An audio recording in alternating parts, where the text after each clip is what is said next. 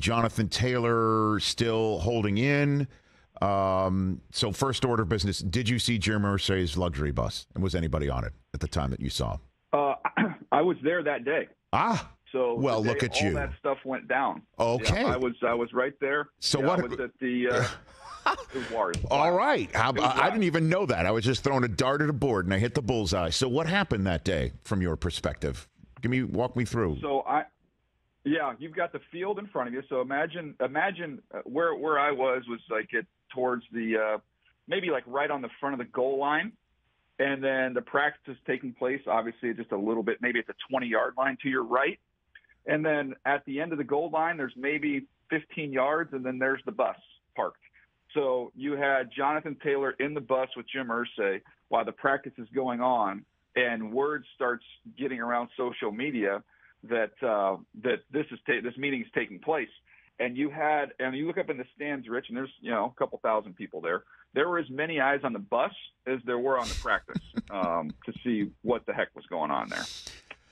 So we all know what happened on the bus and what's happened since the bus. And the question I have for you is, how do you think this is all going to wash out, Daniel? Well, a couple sides to this thing.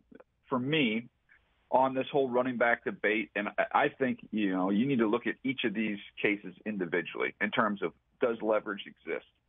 And after being there and watching this team and seeing Anthony Richardson, we can talk about him in a minute, I'm excited about his future and what he can do and what he can be. But I would make the case that Jonathan Taylor has the leverage more so than any other of these running backs that have had issues with what's going on. This is an offense, when you go out there and watch them, I like Michael Pittman Jr., I like Alex Pierce. They've got some big, intriguing tight ends. Jelani Woods is enormous. Mo Alley Cox, two good, solid players. When you line up to play the Colts, Rich, the guy that you fear, the guy that you game plan around, the guy that can beat you quickly is Jonathan Taylor. So just for his talent and where he is age-wise and where he is in his career, and you figure you got to feel really good about what he can accomplish these next 3 years. And then you add into that the pressure he would take off your rookie quarterback.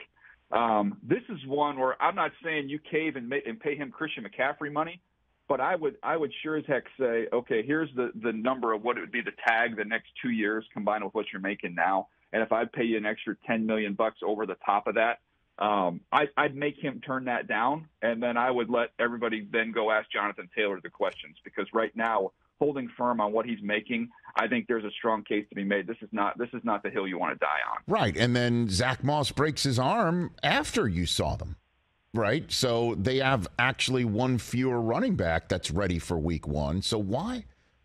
I don't get it. Like, why wouldn't they go ahead and adjust the contract? I mean, he's in a walk year, so you can't sit here and look at the rest of the league and say, we did something that's completely unprecedented. We've got a kid that used to, 2 years ago was the best rusher, or at least the league's leading rusher in Jonathan Taylor, and we're paying him. Like, I don't understand. It's a total head scratcher. Why are they taking the stance that they are apparently taking, Daniel? Yeah, and I mean, I get it's one of those things to say, well, we don't have to, right? We don't have to pay him the way the rules are and the way this is set up and the way his contract is. Right. I think he's making, $4 million this year? Correct. And so then you look at the tag, the next year would be 11, somewhere around there. So you're looking at a 7.5 average. To me, that'd be the best $2.5 million, per year that you spent. Say, hey, we're going to give you an extra $5 million on each of these 2 years. You know where you are, and we'll go ahead and give you a $5 million sugar for not only being a great player. Rich, he's like one of the best guys on the team. Everybody loves him. Like, he's a great teame, all that stuff. In the league, too. I look at – yes. And so, look, like Lane Johnson. Lane Johnson's a great example of a player who's a veteran. He's at a different stage in his career, but somebody that's universally respected. The Eagles don't have to give him more. They could have just played hardball with him with his current contract, but they recognize there's value inside the locker room with these types of things too. It's more than just the money that you're giving a guy. And this is someone at the running back. Look, if he was 29 years old, I get it. You don't want to try and extend yourself out. You could be on the decline. He's a 24-year-old. I know he missed some games last year. I don't see that being as big of a concern over the next couple of years. To me, this one This one I don't understand. It doesn't make sense. Catch the Rich Eisen Show every single day on the Roku channel, 12 to 3 Eastern, for free.